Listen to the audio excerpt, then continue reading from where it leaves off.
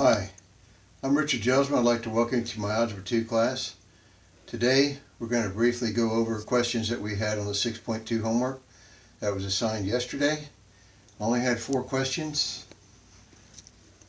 Number 17. Again, this is off the 6.2 homework. We had the square root of 9x squared times the square root of 9y to the 5th. We have the same index or root, so we're allowed to multiply these together. 9 times 9 gives us 81.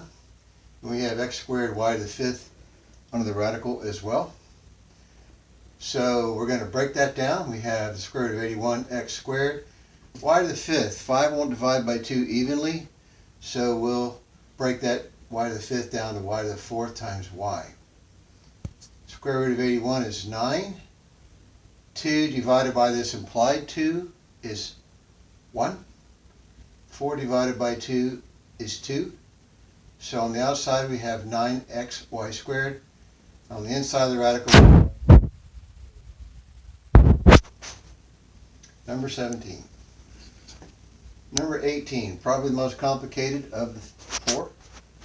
We have the third root of 50x squared z to the 5th times the third root of 15y cubed z. Since these are both third roots, we can combine them into one radical, and we will. We take the 50, we prime factor it, we get 5 squared times 2. X squared we bring down, z to the 5th we bring down. Since they're both third roots, we can multiply them together, put them under one radical. Break down 15 as a prime factor. We get 3 times 5. We have y cubed and z left. So all this is inside the radical.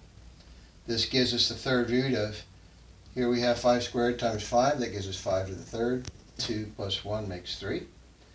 2, exponent's too small to come out. X squared, exponent's too small to come out, has to be at least 3.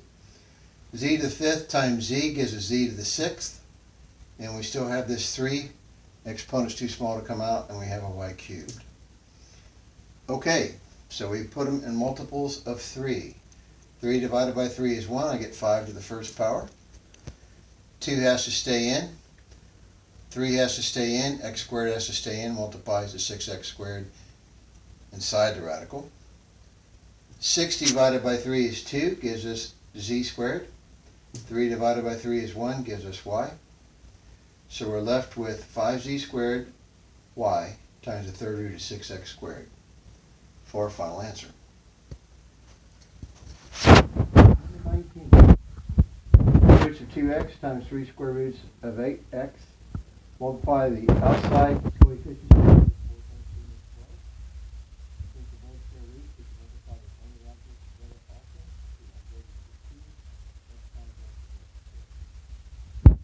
We bring down, square root of 16 is 4, square root of x squared is x, 2 divided by the implied 2 is 1.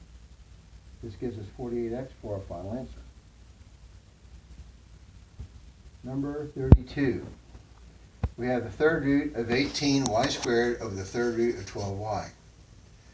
Because we can simplify it, if we put it into one radical, we will do that. So we get the third root of 18y squared over 12y. We simplify. 18 divided by 6 is 3. 12 divided by 6 is 2. And 2 on this y minus 1 on this y gives us 1 y to the first power here. One of these y's cancels one of these, leaves us with 1y. So we're left with the third root of 3y over 2.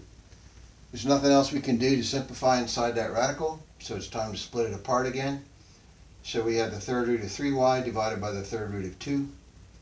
And that gives us a problem where we have to rationalize. So I have the third root of 2, and I have to multiply it by the third root of 2 squared in order to get 3 2's inside the radical. So then come out with the third root. If I do that to the denominator, I've got to do it to the numerator as well. So that gives us in the numerator the third root of 12y. In the denominator, excuse me, we have the third root of 2 to the third, which is 2. Final answer, third root of 12y over 2. And that answers all the questions you all had on 6.2. So make sure I get all of your questions you have on 6.3 by noon tomorrow, and we'll go over any questions you might have on that. That's it for now. Thank you.